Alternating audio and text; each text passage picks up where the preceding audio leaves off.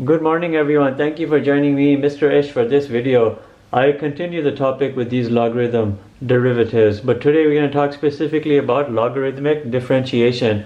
It's an extra technique to know above what you may already know with regards to any kind of function where you can somehow use a property of logarithms to make that function more easy in terms of its derivation.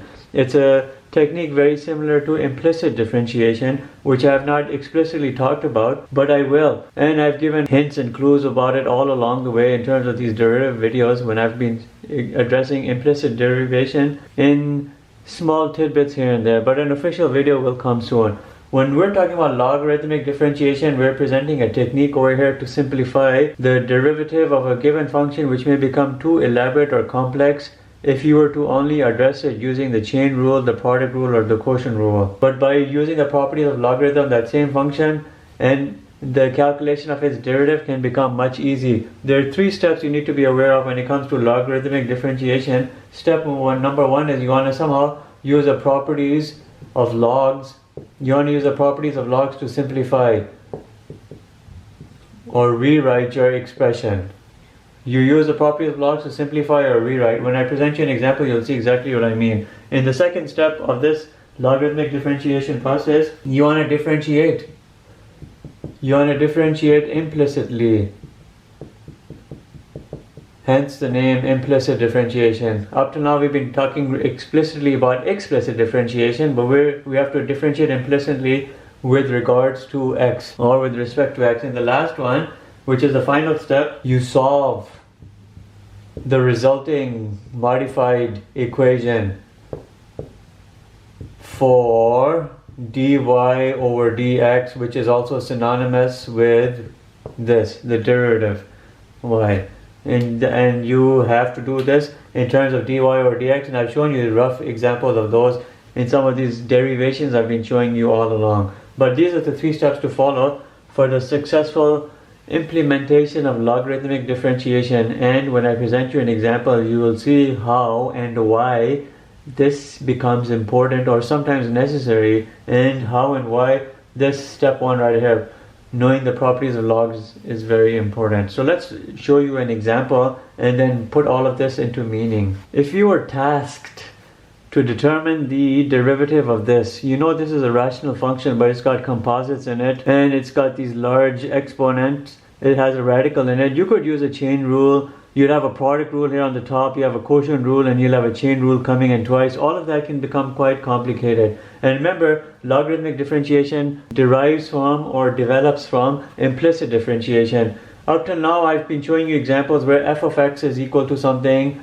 or y is equal to something, because these are two synonymous terms, and I gave you an equation over here, and this was the equation you're using explicit differentiation to determine. That's easy. And here you're saying I do have explicit differentiation coming into play because I do have an equation which looks like y equals something, and all I have to do is differentiate this. But it will soon become implicit differentiation because we lose a clear y equals format over here when we bring in the logarithmic properties. The implicit differentiation looks at an equation derivative which is not clearly expressed in terms of y. But we will express all of that and elaborate all of that in a clear video on implicit differentiation, which will come soon. But the first step over here is to use the properties of logarithms to simplify your equation. And the properties of logarithms have to do with these exponents over here. Look what I'm going to do. If I use the properties of logarithm and then I'm going to bring all of these exponents, which you see, these compound exponents or individual exponents, as coefficients. Look what happens. The properties of logarithms. Natural log y is equal to, look over 3 over 4 natural log x. These two are in a multiplying format. When you bring natural logs or regular logs, you put a plus. The times becomes a plus. This over here, x squared plus 1 is an expression, right? X squared plus 1 is an expression which has a 1 over 2 exponent, right? It's 1 over 2. Well, why don't you rewrite it in this easier format, and let me show you by bringing in a natural log. That exponent 1 over 2, which represents your radical, becomes now a coefficient, and you have just x squared plus 1. And now look over here, this divide sign is represented by minus. I've shown you all of this in the properties of logarithm video. This 5 exponent becomes a coefficient with a natural log being applied to 3x plus 2. Now look over here. Suddenly the rational function, by means of that step 1 of this logarithmic differentiation process, has become an easier expression. There's actually no denominator over here. And then you just proceed now with the step 2, which requires implicit differentiation. I've shown you hints of this. You have to do the implicit differentiation of this entire equation. But again, I will present formally in a video. When you do implicit differentiation all the way across, it's not too hard, but this is how it will look like. You do derivative of y, natural log y, and then dy over dx. Remember, you're always solving for this dy over dx. Equal sign. These coefficients stay as coefficients, and you bring their derivatives of the x variables. Derivative in terms of x, ln x, plus 1 over 2 d over dx, ln x squared plus 1. You know you have a composite function over here, we can deal with that. Minus 5 times the derivative, natural log here, of another composite function. But these composite functions are not very easy compared to something like that, especially in conjunction with the product and the quotient rule. Now look over here. Natural log y derivative, anything which has a derivative of a natural log variable, it's always a 1 over. 1 over y is what it becomes. dy over dx is equal to 3 over 4. Derivative of natural log x is just a 1 over x. Now look over here. Let's do the chain rule and everything all in one step. If u is equal to x squared, then f of u is equal to ln u. ln u. And you know the derivative of ln u is basically 1 over u. And the derivative, the du over dx would have been x squared plus 1 would have been just 2x times 2x. If you do the chain rule right over here, composite function, you'll get this over here, minus 5. Now look over here, if v is equal to 3x plus 2, f of v is equal to ln v, and you do d over dv, I'll write it out, d over dv ln v and dv over dx, you get 3x plus 2. But when you rewrite all of this out again, ln v becomes 1 over v, right? ln v becomes 1 over v, and then dv over dx becomes a 3. So this is what you get. You get ln v, which is derivative of ln v is 1 over v, and derivative of 3x plus 2 is just a 3. You're getting all of that. You can express it again on the side in more detail by expanding out using the chain rule. I've just condensed this by doing the chain rule mentally in my head. Now look over here, all you gotta do is solve for dy over dx and do the substitution. If dy over dx is attached to 1 over y, the y must go on the other side but multiply with everything. See, it'll multiply with everything because it's divide here. When you cross multiply, it multiplies. You have a 3 over 4x, you have a this 2 and this 2 cancel out. You have an x over u. Let's rewrite what the u was. X over x squared plus 1. X squared plus 1. You're getting that. Remember, we're doing now our last step of the implicit differentiation. We're actually solving for y prime, which is the same thing as dy over dx. We're solving for y prime. Now look where minus 5 times 3 is a minus 15 over v. What was v? It was 3x plus 2. 3x plus 2. And you are very close to your final answer. This right here has to be rewritten again in terms of y, which was your original function over here. And this is how you'll write your final answer when you use logarithmic differentiation. You'll replug what the whole y represented, which was this entire function. I'm going to do that for you right over here with the final answer. Look over here. Your final answer will be this. Y prime is equal to this y, which is this entire function over here, x to the 3 over 4 times square root of x squared plus 1 over 3x plus 2 to the power of 5, all multiplied by this. All of this will represent the derivative of all of that. And you'll have 3 over 4x plus x over x plus 1 minus 15 over 3x plus 2. And this right here is your final derivative of this. Using the technique of logarithmic differentiation, you can look right over here, this entire equation more openly laid out with the y representing all of this. This y over here represents all of this y over here, and I've just rewritten it here in a condensed form, in a full form, alright? If you had a clear x value over here, you'd plug the x in all of these, it would give you your slope of this tangent line, which is at that specific point, your instantaneous rate of change. From that slope value which you've calculated by plugging in these x values, you can develop the equation of the tangent line to this curve over here. And that right here is a technique of logarithmic differentiation. Step 1, rewrite your complex rational function or whatever function it be into a more simpler form using the properties of logarithms. Step number 2, do implicit differentiation with regards to your x variable. Step number 3, solve for this y prime, which actually represents the derivative of y or dy or dx. And then in the last step, which is still part of that last third step, you re-substitute what your original function was in terms of y and you rewrite your final answer.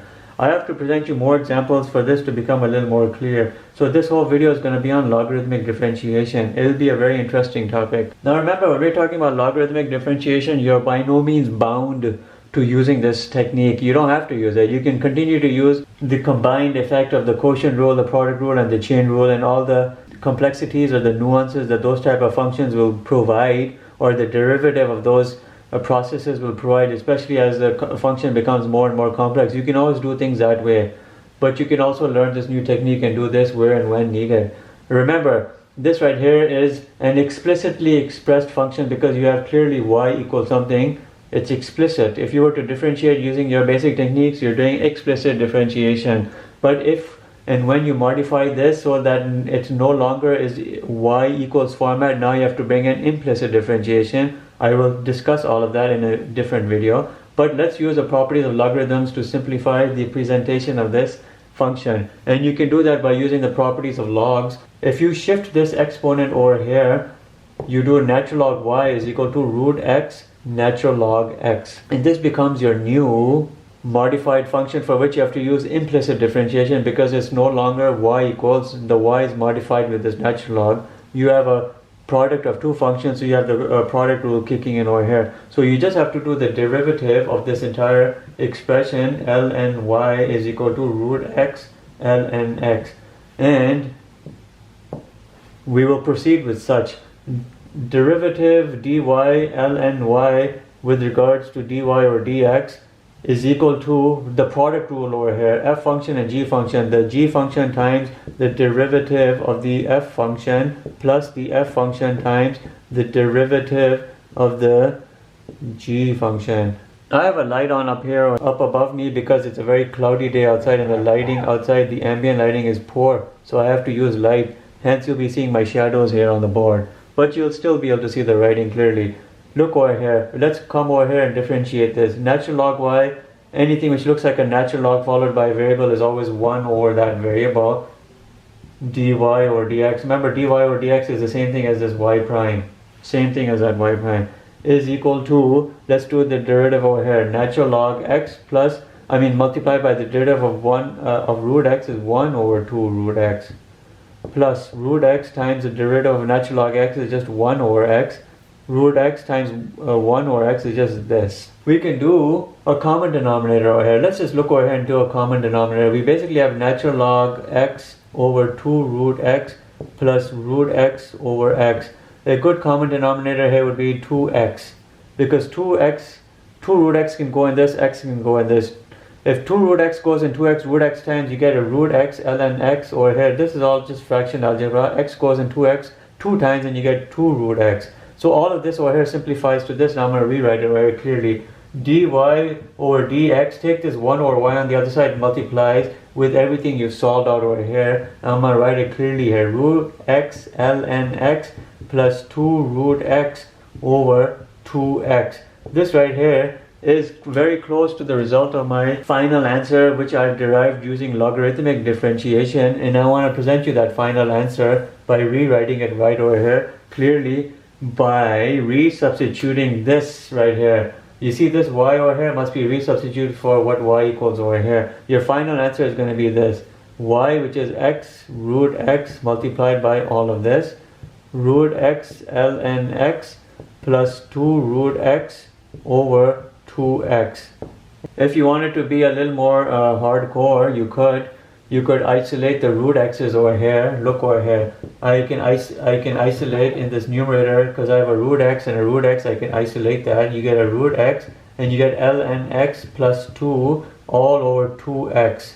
You see, when you isolate this root x can cancel out with this root x and make a full x to a root x. You can see this, and then you can rewrite this final answer here again in a more simplified form. If you wanted to be into all of that, you would get ln x plus 2 over 2 root x. So both of these over here are good final answers. This right here is a good final answer. This right here is an even more simplified final answer, but they're good. If you had the value for x, you'd plug it here in places of x, and it would give you your slope of your tangent line, or the instantaneous rate of change that you would be wanting to find. Now look over here at this question. You have f of x or y is equal to 2x plus 1 to the power of 5 times x4 minus 3 to the power of 6.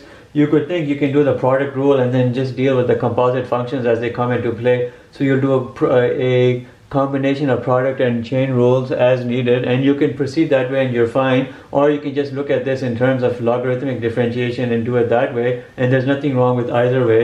Since we're talking about logarithmic differentiation, that's the way I want to show you over here. If all of this y is equal to this, and we can rewrite it using the properties of logarithms, and look, we bring in the natural log. So natural log y is equal to 5 natural log 2x plus 1.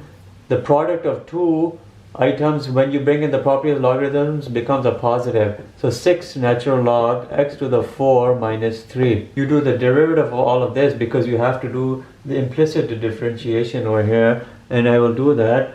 So this natural log y, as you do the rundown, you'll get 1 over y dy over dx. Because you're doing the derivative, you're going to be doing d over dy, ln y, and then dy over dx, which will give you this right over here. Now look over here. You'll get 5 times the derivative of all of this. You can use a chain rule over here. If u is equal to 2x plus 1, f of u is equal to ln u. So you'll do d over du, you'll do d over du ln u, and then derivative of u with respect to its x value, which will be 2x plus 1, your actual substitution, plus 6 d over dv. This will become ln v. And then dv with regards to x, you'll have x to the 4 minus 3. Once you do all of these, you can just start doing all of these chain rule substitutions in your head. You don't have to keep writing if u is equal to that, f of u is equal to that. You can, but you don't have to, because you can start doing things in your head. Now we just have to open this up. We still have over here 1 over y dy over dx, and over here you get 5. Derivative of 2x plus 1 is a 2. 2 times is 5. Let's do some condensing work over here. 5 times the derivative of 2x plus 1 is 5 times 2 is just a 10. The derivative of ln u is 1 over u, is 10 over u. It makes sense. Look over here, the derivative of x to the 4 is 4x cubed. 4x cubed multiplies with 6, you get 24x cubed. The derivative of these constants is always 0. Now look over here, derivative of ln v is 1 over v, you get this over v. Now look over here, dy over dx, which is synonymous with y prime, is equal to y multiplied by 10 over u. What was u? It was 2x plus 1. Plus 24x cubed divided by v. What was v? X to the 4 minus 3. You can rewrite all of this. Resubstitute y. Y is all of this over here. You'll have 2x plus 1 to the power of 5 multiplied by x to the 4 minus 3 to the power of 6 multiplied by everything you see over here. 10 over 2x plus 1 plus 24x cubed over x to the 4 minus 3, and this right here would be your derivative obtained by logarithmic differentiation. This right here is just a 5. I'm just clearing it because from a distance it looks like a 3, but it's the exact same thing right here, 2x plus 1 to the power of 5.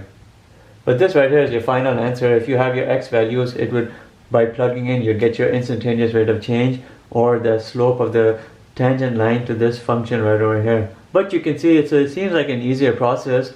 It's much easier when you're converting it into this simplified form over here. It eliminates quite a bit of the complexities which would come with the application of many of those rules working in together. Look at this question over here. If you look at this and you want to do it the regular way, you'll basically have a product rule on the top, you have a quotient rule on the bottom, and each of these different functions in itself is a compound function. It is a composite function. So you'll have the product rule, the quotient rule, and 3 chain rules coming into place. It can become quite complicated, or you can think about doing things in the form of logarithmic differentiation and proceed that way, and it might actually be easier, and that's what I want to do. If I bring in the properties of logs, I get natural log y.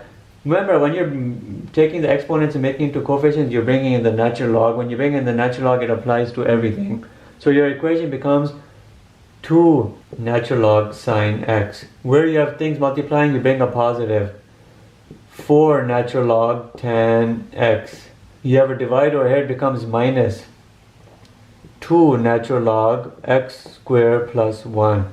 This right here is the entire equation rewritten in the form using the properties of logarithms. Natural log y is equal to 2 natural log sine x plus 4 natural log tan x minus 2 natural log x squared plus 1. Now in the next step you do the derivative of all of this over here. You're seeing all of this, and you do derivative of this entire equation using implicit differentiation, and we will do that. You do d or dy, ln y dy or dx. Remember, logarithmic differentiation is meant to simplify this function, make it easier. Times 2. Remember, the coefficients can always be kept out of the derivatives.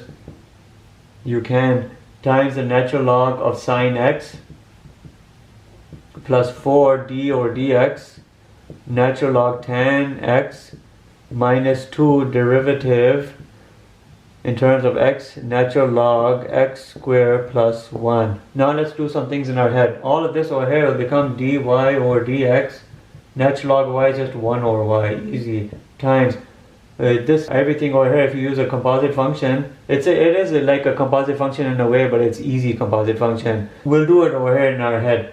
F of you would have d over du ln u and then du over dx sine x. When you do all of this, you get cosine x over u. When you do the derivative of this, you'll get cosine x, because the derivative of sine x is a cosine x, derivative of ln u is a 1 over u. You'll get cosine x over u.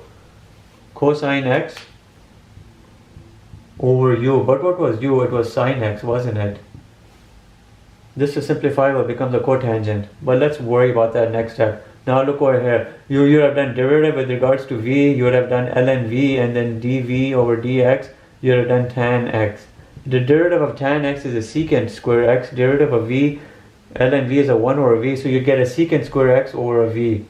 Right? You would get secant square x over v, which was a tan x. You can probably simplify something over here. We'll find out. Minus 2 times, you would have done derivative of, let's say, w ln w and then dw over dx x squared plus 1. The derivative of x squared plus 1 is a 2x. You would get a 2x divided by w, 2x over what you see over there, 2x over x squared plus 1. Now look over here. Let's do some simplification. Cosine x divided by sine x becomes a tan x. Cotan x, I mean. Cosine divided by sine is a cotan x. Alright? Now look over here. Secant square x. You're basically doing a 1 over cosine square x divided by sine over cosine x. And when you do the flip over here, you get cosine x over sine x, and this cancels out with this. You get 1 over cosine x sine x, which is equivalent to saying secant x cosecant x. That's what I'm getting here. Secant x cosecant x. So you can actually replace it with all of that. Secant x cosecant x. Alright? For secant x cosecant x. Nothing wrong with you doing that. And now this is already simplified. Now look over here. When we solve for dy over dx, which is synonymous with this y and the prime, which just means derivative with respect to that y, you take y on the other side and you have all of this. But let's make some space over here and then write the rest. 2 cotan x plus 4 secant x cosecant x minus 2 times the 2x becomes a 4x. See, 2 times 2x is a 4x over x squared plus 1. Let's write what y represented, which was all of this, right over here in this space. You get sine square x tan to the 4x divided by x squared plus 1 whole square. You could technically isolate 2's from all of this, but you don't need to, and you would be basically done with this question. And there would have been nothing wrong with you if you didn't want to simplify this. You didn't have to. You could have just said sine square x tan to the 4x over x squared plus 1 whole square, and you just write 2 cotan x plus 4. You had a secant square x over tan x minus 4x over x squared plus 1. You didn't have to simplify this 4 secant square x into this if you didn't want to. Both of these right here are good enough answers. And this right here is the final answer. This right here is the final answer. Using logarithmic differentiation, which depends very heavily on implicit differentiation. Once you've made the equation, the function, easier using the properties of logarithms. So we're very close to the end of this video on logarithmic differentiation with just 2 more examples left to show you. Again, use logarithmic differentiation, the properties of logs, and make this easy by making the exponent into a coefficient. See, you made it into a coefficient. Otherwise, you could do this using some property that you know, the basic chain rule, or you can do however you want. I would prefer to do it this way because I find this way easier. And you're going to do the derivative of all of this using implicit differentiation. And you would do this derivative with respect to y, ln y, dy over dx. Look over here, this is a variable, this is a variable, so you have to use the chain rule. You'll do, here's your f function, here's your g function. You do the natural log x times the derivative of this f function plus the f function times the derivative of the g function, which is natural log x. See, both of these have variables in it, xx. If this was a constant, you'd only be looking at derivative of only one item, but these are both variables, so you're doing the product rule over here. But look over here, this first part over here becomes 1 over y dy over dx. Natural log x times the derivative of sine x is cosine x. You have to remember all of these. And the derivative of natural log x is always 1 over x. Combine everything and bring the y on the other side. Dy over dx, which is the same thing as saying y with that prime, is equal to y times all of this. You have cosine x natural log x plus sine x over x. In the last step, you want to actually substitute for this y over here with this y over here. What it represented, x to the power of sine x is multiplying by cosine x natural log x plus sine x over x. And you don't have to be any more fancy, and this right here is your final answer right over here, and you're done. The logarithmic differentiation here has been completed. This right over here question will represent our very last one for this video. We have tan function here to the power of 1 over x. This is an exponent of 1 over x. Looks rather complicated of a composite function, but logarithmic differentiation comes and saves the day. You just have to be very comfortable with the process of implicit differentiation. You rewrite this using the properties of logs, because the properties of logs enables you to bring an exponent as a coefficient. Now look over here, much easier to look, much easier to digest. You do the derivative of all of this, and that's how it proceeds. The derivative with respect to y, you have natural log y, and then dy over dx. And this is why we have to do implicit differentiation here, because what was explicitly stated, y equals, has become implicit now, because it's no longer y equals, it's natural log y equals. So you cannot do a clear explicit differentiation. You have to now rely on implicit differentiation. Is equal to this. Now is this going to be involving the product rule? Yes, it is. This is a one function, this is another function. You have to do product rule. Natural log tan x times the derivative of 1 over x, which I'm going to rewrite as x to the power of minus 1, because remember in my polynomial derivative video I said when you see something like this, write it in an exponential form, it's easier, as one of the conditions I presented, plus 1 over x. Now I'm not rewriting it here because I'm not doing the derivative here. Derivative of natural log tan x. Now look over here, dy over dx, you can have a 1 over y over here. Natural log tan x will multiply by the derivative of this, which will be what? Minus x to the minus 2. Remember, minus 1 will come over here and the exponent will be reduced by 1. You'll get minus x to the minus 2, which you can rewrite as minus 1 over x squared. X to the minus 2 is 1 over x squared, so you'll get minus x squared. Alright, you'll see that. You can do that on the side and you'll see it. Now look over here. If u is equal to tan x, f of u is equal to ln u, d over du ln u, and then du over dx tan x. I'm using the chain rule over here because this right here is a composite function right here. So you will get over here 1 over x multiplied by derivative of tan x is a secant square x, and the derivative of ln u is just over a u, right? 1 over u. Let's rewrite this again in a better format. I'm getting a secant square x over x times u. X times u. But what is u over here representing? A tan x. I won't simplify this part, but I'm going to rewrite this again in a better way. I'm going to write secant square x over tan x. X.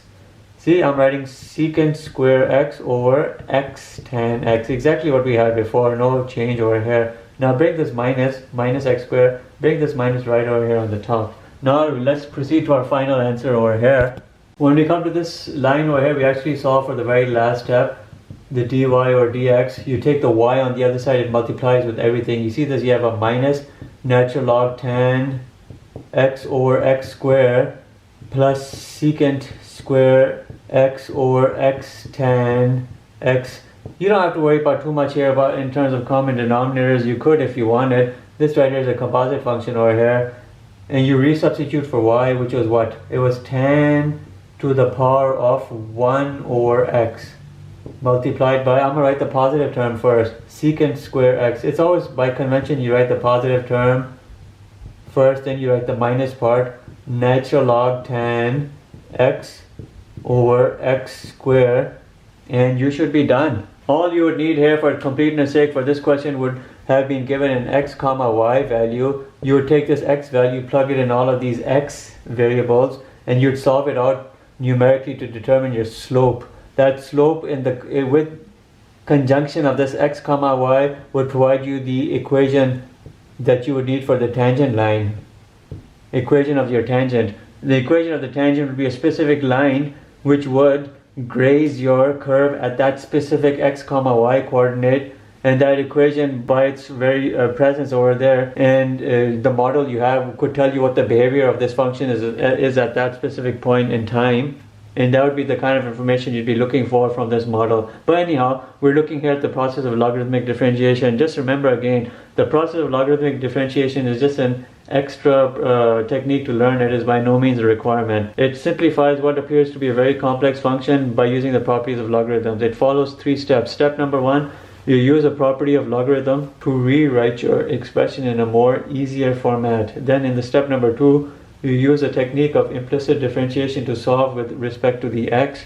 In step number 3, you actually solve for this y prime, which is really dy over dx. You're basically solving for the derivative of this, a function that you've been given using the dy over dx techniques or the implicit differentiation technique. And in that same last step, you resubstitute what the original function was. See, y represented all that. You resubstitute back over here and combine it with everything you've derived. And this right here, the entire expression represents the derivative of your expression. But I hope you enjoyed this video. It shouldn't be too hard of a concept to grasp this implicit differentiation. But again, as I've told you several times, I will be presenting a clear video on implicit differentiation alone, which is coming soon. So please stay tuned to the videos I have coming along the way. I hope you enjoyed this video. Thank you for watching. Have a nice day.